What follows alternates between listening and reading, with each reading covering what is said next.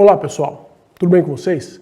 Sejam bem-vindos a mais uma videoaula da Liga Data Science, nosso curso de Python. Eu vou falar hoje de funções, tá? Como que a gente define funções em Python.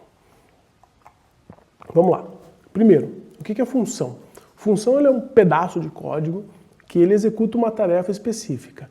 E ele é tão importante, esse pedaço de código, que eu vou executar ele em diversos locais do meu código final, né?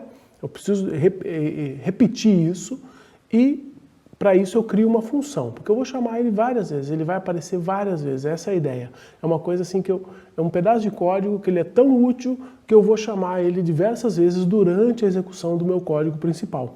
Tá? Então, para isso eu crio uma função. A função ela deixa o código mais fácil de ler, ele é mais lisível, melhor estruturado, ele permite a reutilização de código, porque eu não tenho que ficar repetindo tudo, eu simplesmente chamo aquela função, tá?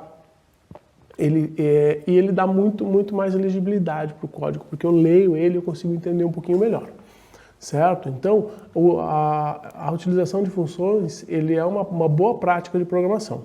Evita repetição e ele dá mais leveza ao código, certo? Vamos lá, qual que é a sintaxe de uma função? A função, ela é definida assim, a sintaxe dela é essa.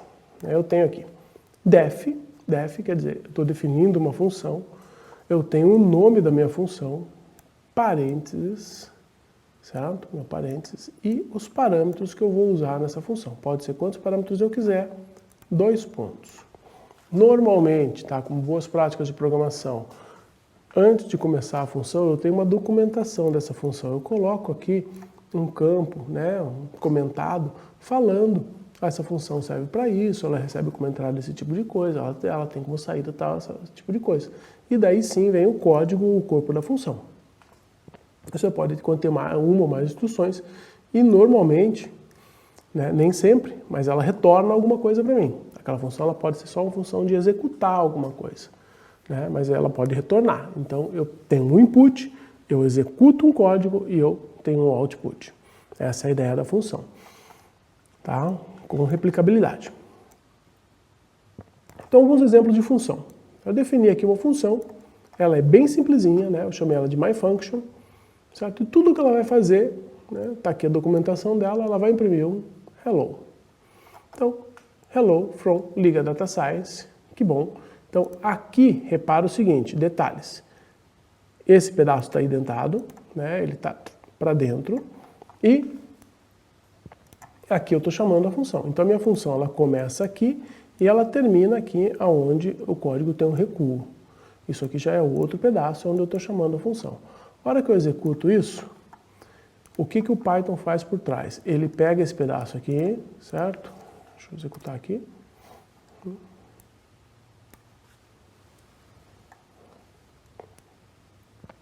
Ele pega isso daqui, ele vai falar, olha, myFunction é esse bloco, ele guarda isso na memória. Tá? E da hora que eu chamo aqui myFunction, abre e fecha, ele executa esse pedacinho que está aqui. E imprime. E agora eu posso chamar isso aí aonde eu quiser, certo? Então vamos lá, vamos dar uma melhorada nessa função, vamos colocar os argumentos, vamos colocar aqueles parâmetros ali. Então eu vou definir uma nova função aqui, que ele é o oi da função. Esse oi da função, ele vai receber uma variável, um parâmetro aqui que ele é chamado de... Aqui ele é uma string chamado Júnior, tá? É o nome. E o que ele vai fazer? Ele vai cumprimentar a pessoa. Ele vai dar um print, oi, nome, assinado, função. Então, olha que eu executo. Né?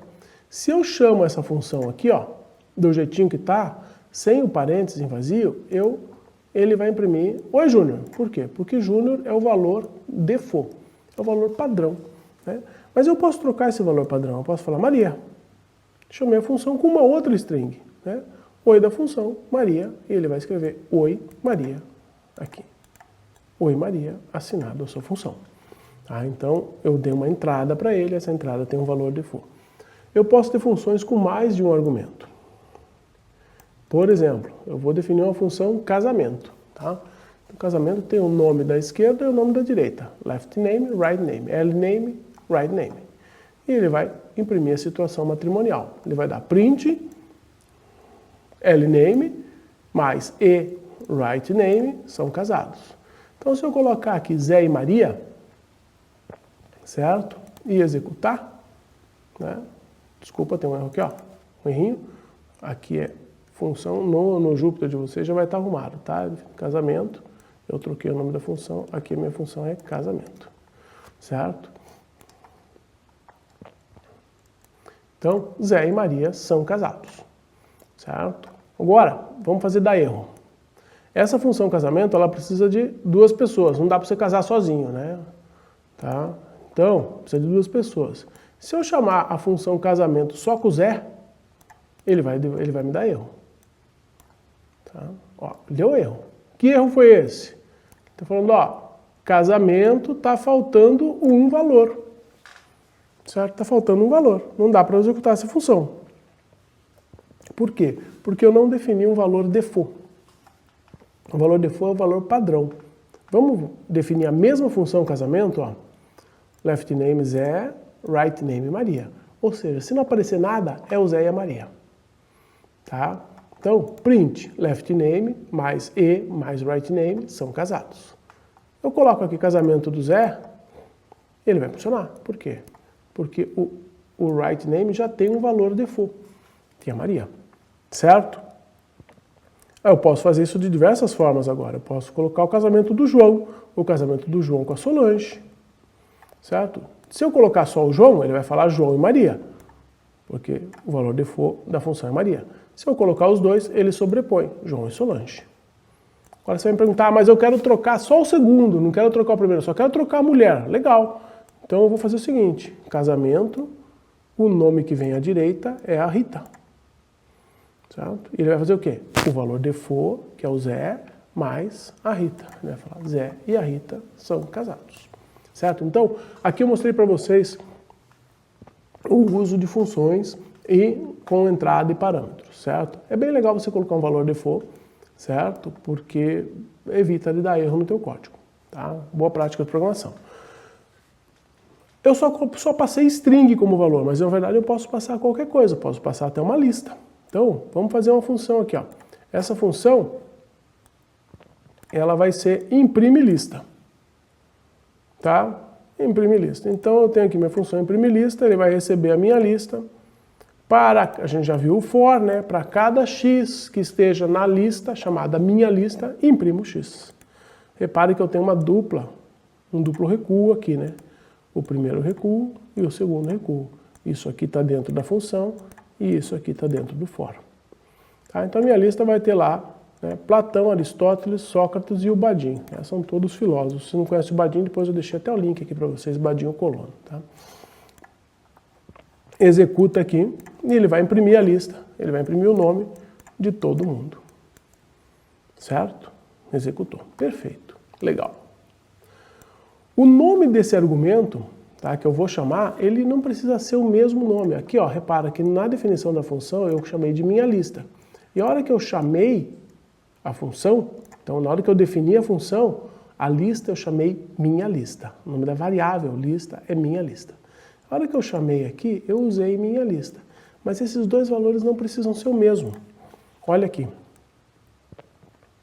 Eu tenho uma lista que é de frutas. Lembra que a gente viu em alguma aula passada ali a nossa lista de frutas? Banana, maçã, goiaba, ameixa? Perfeito. Eu coloco lá, imprime lista, frutas.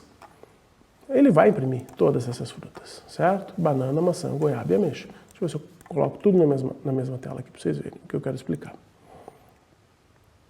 Tá? A hora que eu chamo isso aqui, ele vai pegar frutas, é a minha lista, e daí ele falou, opa, esta variável minha lista é frutas, então eu vou imprimir essa galera, certo? E ele imprime todo mundo. Então, o nome das variáveis que eu defini a função não precisam ser exatamente os mesmos nomes quando eu estou chamando. Ele faz essa atribuição automática. Legal, vamos criar mais uma função aqui então. Tem minha função, vamos cumprimentar as pessoas. Eu tenho aqui uma explicação da função, né? uma documentação, então tem os argumentos, ele vai receber o nome e horário, né? Ele não retorna nada, certo? E o que ele vai fazer? Ele vai cumprimentar a pessoa de acordo com o horário.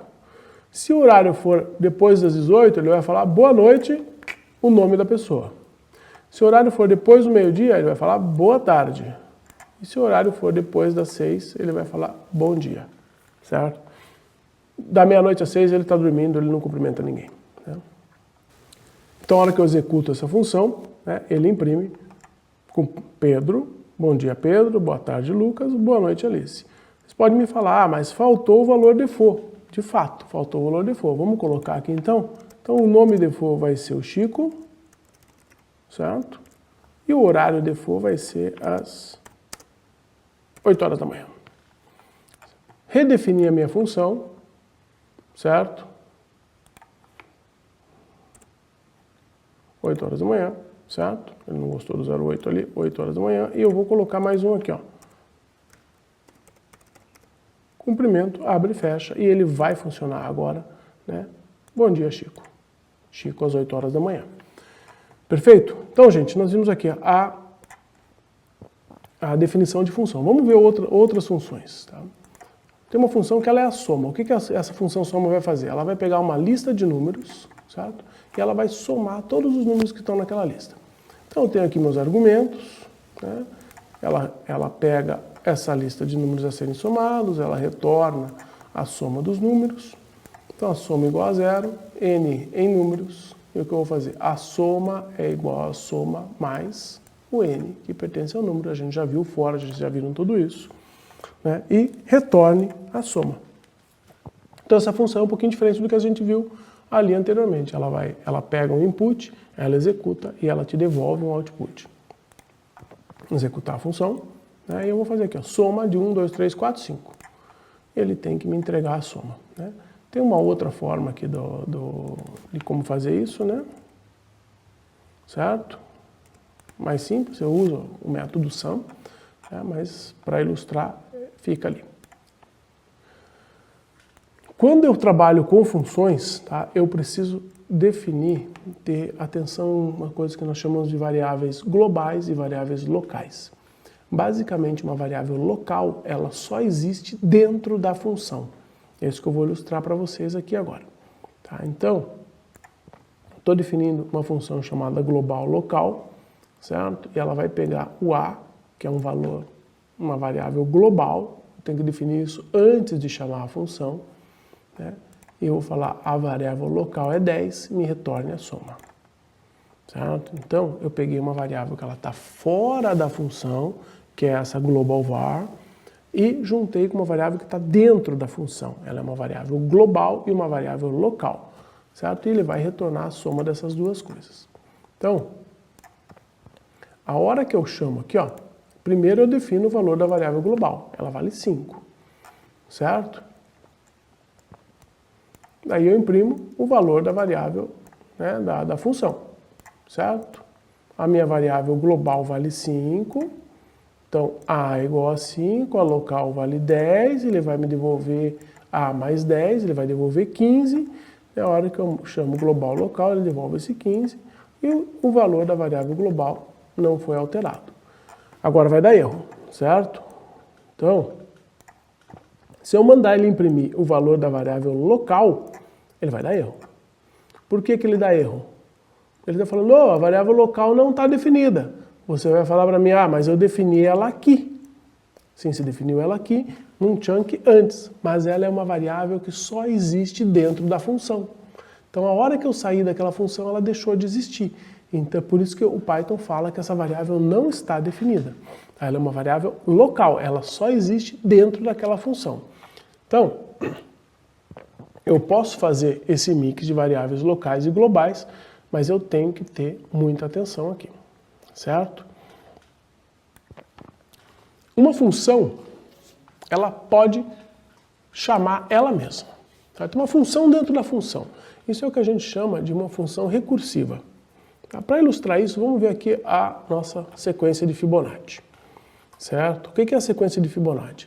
Ela é uma sequência de números, tá? Onde cada número é a soma dos dois anteriores. Então, o primeiro número da sequência é 1, o segundo é 1, daí o terceiro número vai ser 1 mais 1, 2, o quarto número vai ser 1 mais 2, 3 e assim por diante. Ela é uma fórmula recursiva. Tá? Então, matematicamente, repare o seguinte, eu tenho o meu primeiro número como 1, o meu segundo número como 1, e o meu enésimo número, ele é função dele mesmo, né? Ele é o número anterior e o número 2 vezes anterior. Essa é a ideia do Fibonacci. Então, o que eu tenho aqui? Uma função Fibonacci com recursão. Né? Toda função recursiva ela tem que ter uma parada, né? Então se n for menor ou igual a 1, você retorna o n. Se não, você retorna o quê? Vou tentar colocar tudo na mesma tela aqui para vocês verem melhor. Deixa eu tirar um pouquinho desses espaços extras aqui. Certo? Aqui, ó. Então eu tenho aqui definição Fibonacci recursão de um número n, né? Se